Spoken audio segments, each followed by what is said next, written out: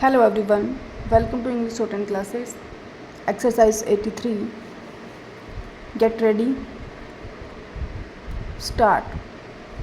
Sir, we in Parliament are being asked to endorse the proclamation.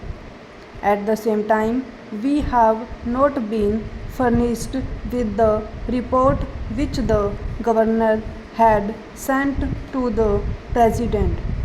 Now, how can we give our verdict on a matter of such importance until and unless all the material facts warranting the proclamation under Article 356 of the Constitution are placed before us?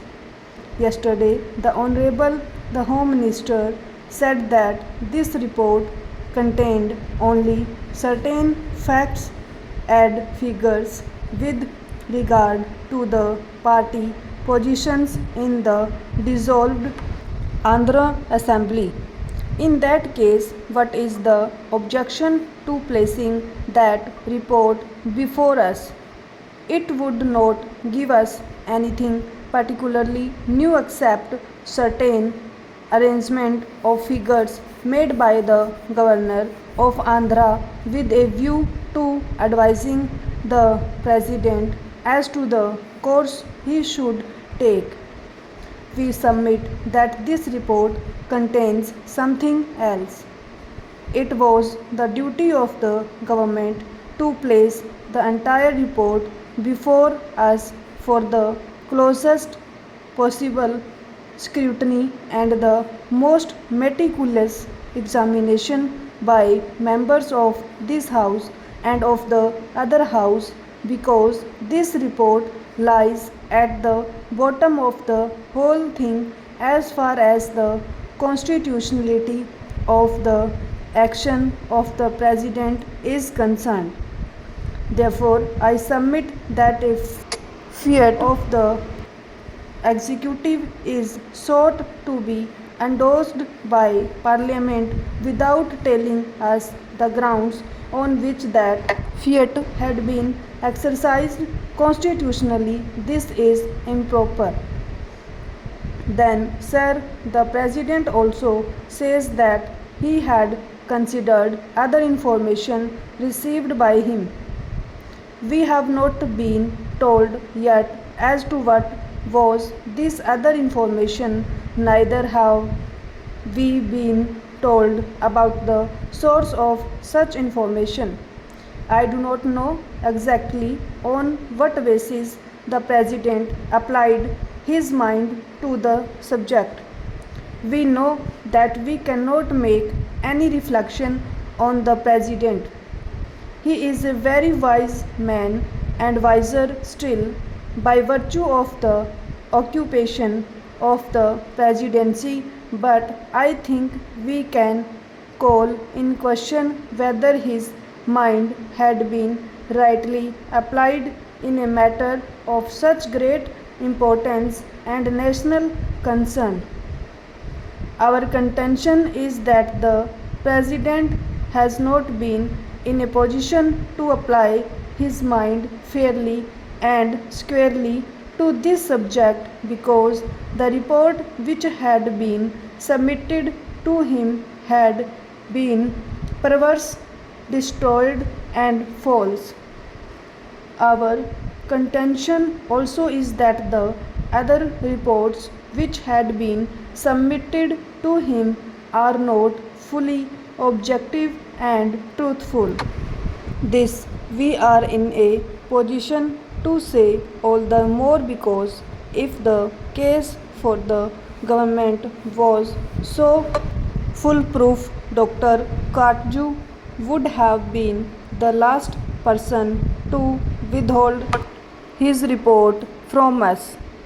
I think that something is wrong in the reports, and maybe the members of this House, having looked at the reports, would have discovered certain facts which do not go to justify the case that the government has sought to make out in support of the proclamation.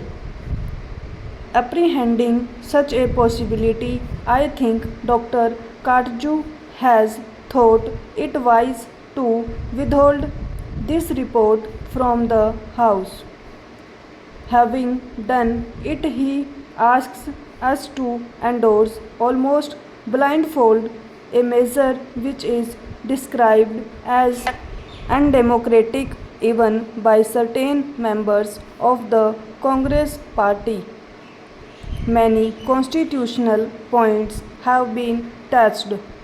It has been sought to be made out in this House that this is the best democratic step that the government could take. We say this is not at all a democratic step which has been taken. We are supposed to have a parliamentary system. We must have our own conventions. We have got our own constitution, but we are told time and again in this House and in the other House that there are the British Constitution and their parliamentary practice which one should imitate. Now imagine a situation of this sort in England.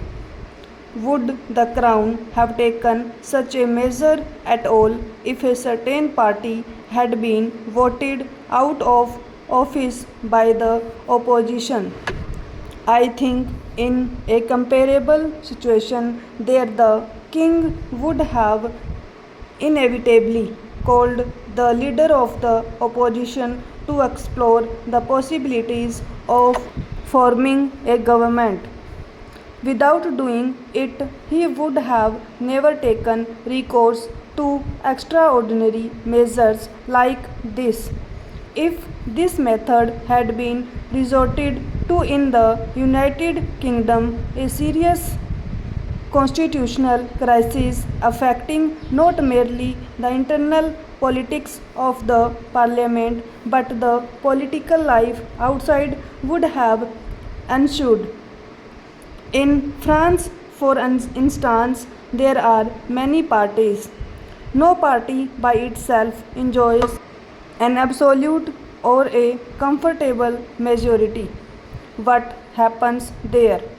Ministry is formed, and there we find the president takes upon himself the responsibility of exploring ways and means of finding whether any particular party or any leader of any party is in a position to present a government which would command the confidence of a certain majority in the Chamber of Deputies.